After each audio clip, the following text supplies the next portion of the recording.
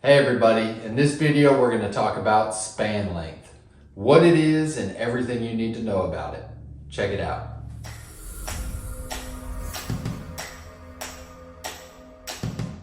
Alright, so what is span length? So span length is what we talk about, at least in our industry, when we're talking about the distance that your floor joists run. So your floor joists run from one side of your house to the other. They may have some support beams in the middle to help with that support, to help with that span length. So essentially the span length is the distance that your joists run from, say, your outside wall to your main support beam or your outside wall. So just for reference, let's just pretend that your house is a rectangle, right? So just a standard regular house, rectangle, right? So say we got some piers running down the center and then a main support beam running all the way down to the end.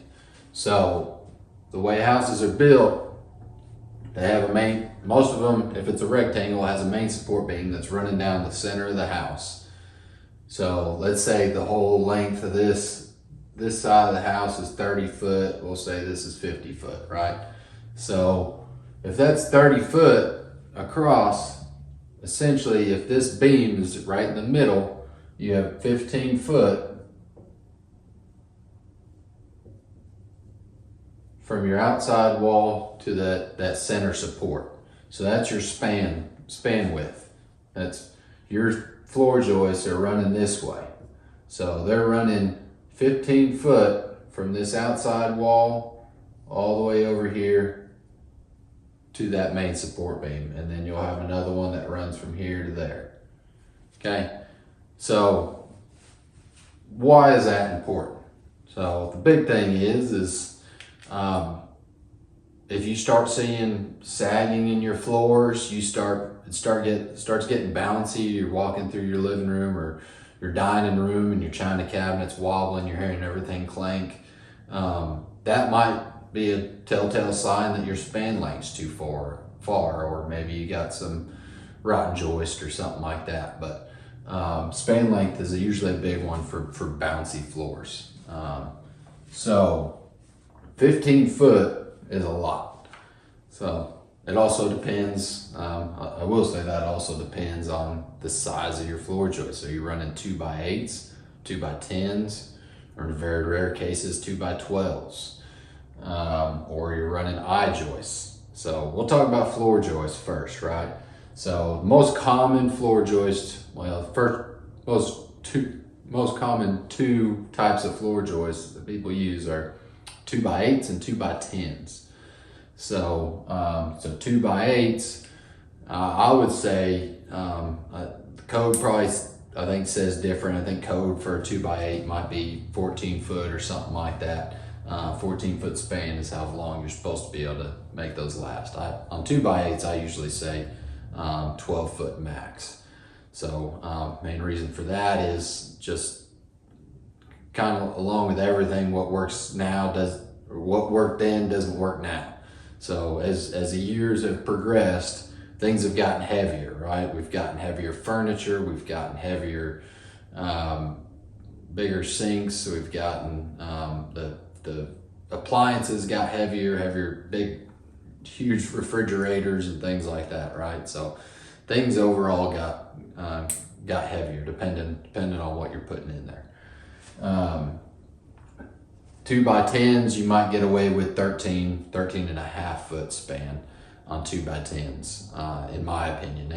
Anything higher than that, you're kind of pushing the limit. I think code allows a little further than that, but and once again, that kind of all depends on your house. If you're not having issues, if you don't have any kind of bow in the floor or dip in the floor, your stuff isn't rattling and you have 14 foot spans, don't fix what ain't broken, right? So, but people who are having issues, this is usually why. If you see those issues in your house, then and you go under there and look, you can measure that out and be like, oh, I got a 15-foot span here. So that's no good. That's not going to work out. So once again, there's a lot of factors that come into play when you're trying to figure out if span is my problem or if I have some other problem that's causing my floors to sag, right? So those different factors are what kind of floor joists you got in. You got 2x8s, 2x10s, 2x12s, or I joists. And I haven't really talked about I joists. The reason everybody loves I joists nowadays is you're supposed to be able to span those even further. They're right around 12 inches, most of them, 12-inch tall I joists. And I think you're supposed to be able to span those 16, 18 foot. Once again, depending on materials you use and the layout and all that. But I won't get it too much into I joists. That's a whole nother topic. But if you have 15 foot here and say we're having issues, this is the kitchen, let's say, and all the cabinets and everything is starting to get all that to dip, and you're getting cracking in your drywall and stuff, and you got 15-foot span.